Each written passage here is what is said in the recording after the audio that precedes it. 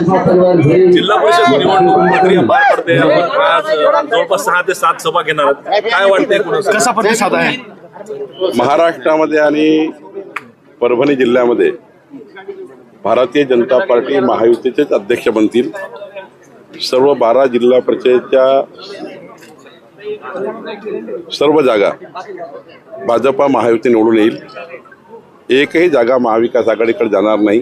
सर्व अध्यक्ष भाजपा महायुतीचे होतील. काय वाटतंय एकूणच आता एकतर अजितदादांचं निधन झालेलं आहे, प्रचारही शांत झालेला आहे सगळीकडे. अजितदादाचा फार मोठा आपल्या सर्वांना माहिती आहे की त्या शोकामध्ये आपण सर्वच जाऊ, कारण ते तर माझ्या परिवाराचे अत्यंत जवळचे आहेत आणि त्यामुळं एक मोठा आघात आपल्यावर आला आहे. माननीय मुख्यमंत्र्यांनी स्वतः सर्व दौरे रद्द केलेले आहेत, पण त्या जिल्ह्याचे पालकमंत्री, काही माझ्यावर जबाबदारी आहे मराठवाड्याच्या 4 जिल्हा परिषदेच्या. तर मी आणि आमचे सर्व मंत्री त्या ठिकाणी कार्यकर्त्यांची जी निवडणूक असल्यामुळं कार्यकर्त्यांना आधार देण्याकरता आम्ही जातो आहे. पण कुठल्याही पक्षावर टीका न करता महायुतीमध्ये मनभेद नव्हता. अजितदादाच्या पक्षावरही काही चर्चा न करता अजितदादांचेही पक्ष या ठिकाणी लढत आहे. पण माझी विनंती सर्वांना आहे की अजितदादाचं एक मोठं दुःख महाराष्ट्रावर आहे.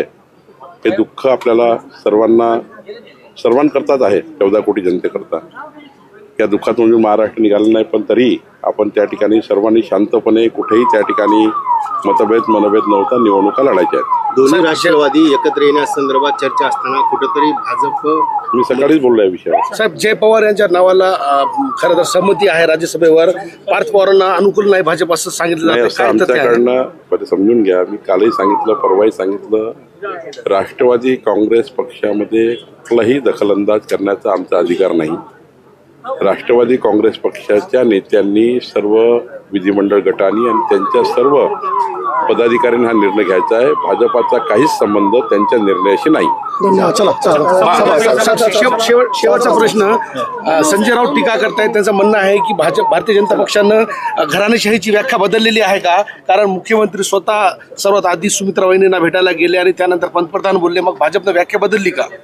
पहिले संजय राऊतांनी हे सांगितलं पाहिजे की महाराष्ट्राचे मुख्यमंत्री उद्धव ठाकरे असताना आदित्य ठाकरेंना मंत्री करणारे कोण होते? पहिले घराणेशाही कोणी सुरू केली? म्हणजे घराणेशाही, आपल्या स्वतःची घराणेशाही पहिले सांगितली पाहिजे. घराणेशाहीवर चर्चा करण्याचा अधिकार संजय राऊतांना नाही आहे, कारण एक कार्यकर्त्याला ते मंत्री करू शकले असते उद्धव ठाकरे, पण त्यांनी स्वतःच्या घरातच उद्धव ठाकरेंनी आदित्य ठाकरेंना मंत्री केलाय.